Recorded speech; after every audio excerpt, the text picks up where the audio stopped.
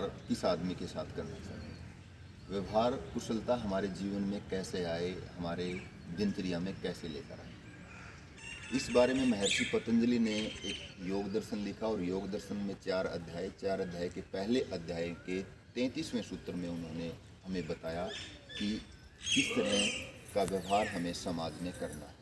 उन्होंने 4 तरह की कैटेगरी बांट दी, 4 तरह के इंसान बताए कि एक इंसान है सुखी इंसान, एक है दुखी इंसान, एक है पुण्य और एक है पापी आत्मा, अपुण्य आत्मा। तो सुखी के साथ कैसा करना है, दुखी के साथ कैसा करना है, पुण्य के साथ यानी जो विद्वान हैं, जो गुरुजन हैं, जो साधु हैं, संत हैं, अच्छे कार्यों में लीन रहते हैं, उनके साथ कैसा व्यवहार करें। और चौथी कैटेगरी बताई उन्होंने अपुण्य आत्माएं, कि जो दुष्ट आत्माएं हैं, अपने स्वार्थ के लिए कार्य करती हैं, उनके साथ, उन इंसानों के साथ आप कैसा व्यवहार करेंगे। तो जानते हैं पहले कि 33वां सूत्र, पहले अध्याय का 33वां सूत्र क्या कहता है। मैत्री करुणा मुदिता उपेक्षानाम सुख दुख पुण्य अपुण्य विषयानाम भावनात चित्त प्रसादनम।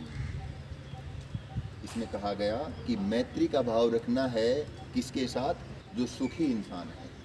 सुखी इंसान के साथ आप मित्रता रखेंगे तो आप सुखी रहेंगे। आपकी दिनचर्या में आप जिनसे मिलें अगर वो दुखी हैं और तो आपके अंदर भी वैसी ही भावना आएंगी। जैसी प्रवृत्ति के इंसानों के साथ हम घिरे रहते हैं वैसी ही प्रवृत्तियां हमारी भी बनने लग जाती हैं और हम अपने भविष्य को उस तरह का ही बनाना चाहते हैं जैसे इंसानों में रहते हैं। तो महर्षि जी कहते हैं कि हमें सुखी इंसानों के साथ मित्रता रखनी चाहिए। दूसरी भावना उन्होंने बताई कि दुखी इंसान के साथ करुणा का भाव रखें। करुणा अर्थात दया। लेकिन दया मैं समझता हूँ कि दया हम ऐसे भी कर सकते हैं, किसी को हमने दुखी आत्मा को देखा, कोई भूखा है या कोई भीख मांग रहा है, तो हमने सोचा अरे गलत है, गलत हो रहा है, अपने देश में ऐसा नहीं होना चाहिए, और हमने उसके साथ कोई ऐसा कार्य नहीं या कदम नहीं उठाया जो उसके भविष्य के लिए आगे उस बीमारी से उसको निजात दिला सकता है, उसके दुख से छुटकारा दिला सकता है। तो महर्षि कहते हैं कि करुणा का भाव रखो, कुछ करने का भाव रखो उसके प्रति। अगर कोई भीख मांग रहा है तो क्यों मांग रहा है, उसको स्कूल जाना चाहिए, कुछ ऐसा सोचो कि वो स्कूल जाने लगे, कुछ ऐसा करो फिर उसके लिए। अब कोई भीख मांगता है तो उसको ऐसा कर सकते हैं। अभी बस में हम जा रहे थे दिल्ली कई दिन पहले, तो एक बच्चा चढ़ा, उसके पास एक तबला सा छोटा सा और गाने में बहुत अच्छा था वो। अगर उस बच्चे को हमने पूछा भी उनसे कि आप कहाँ से हैं, क्या हैं, उनके पिता का हमने नंबर भी लिया और उनसे बात भी की कि आपका बच्चा अच्छा है और इसके पास टैलेंट भी है, तो आप इसको स्कूल क्यों नहीं भेजते। तो वो प्रोसेस में है। तो इस तरह का कोई कार्य हम करें कि जिससे वो बच्चा स्कूल जाने लग जाए, तो उसके दुखों से हम निजात दिला सकते हैं आने वाले समय में। ये हुई करुणा।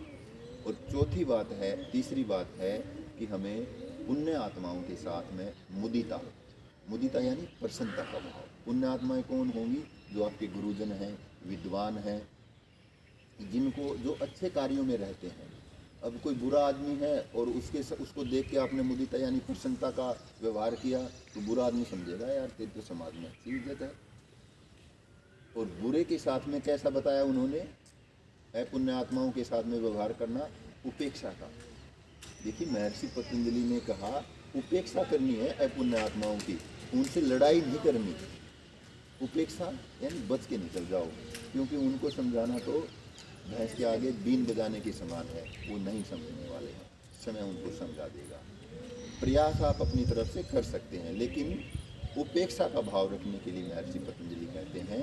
तो पूरे सूत्र में फिर से एक बार जानते हैं क्या कहते हैं कि मैत्री करुणा मुदिता उपेक्षा नाम, इनके साथ सुख दुख पुण्य अपुण्य विषयानाम भावनात् चित्त प्रसादनम, यानी चित्त को प्रसन्न करने वाली ये 4 भावनाएं हैं, जिनको आप अपनाएंगे तो आपका व्यवहार कुशल हो जाएगा।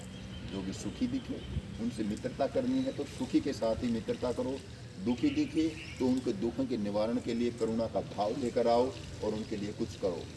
पुण्य आत्माएं हैं जो भी विद्वान लोग हैं, आपके गुरुजन हैं, माता पिता हैं, संत हैं, साधु हैं, जो ईश्वर के कार्यों में लीन रहते हैं, धर्म के कार्य करते हैं, उनको देख के आपके अंदर प्रसन्नता का भाव, आपका चेहरा खिल जाना चाहिए, ताकि वही गुण आप में भी आए।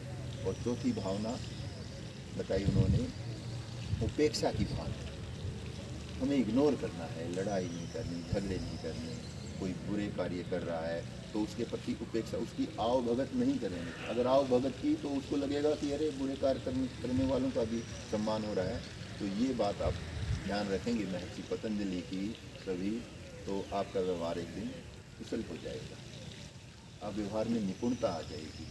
व्यवहार आपका ऐसा आपको आपके लक्ष्य की तरफ लेकर जाएगा, और समाज में एक सौहार्द का भाव होगा कि बुरों की कोई इज्जत नहीं करता, अच्छों की सभी करते।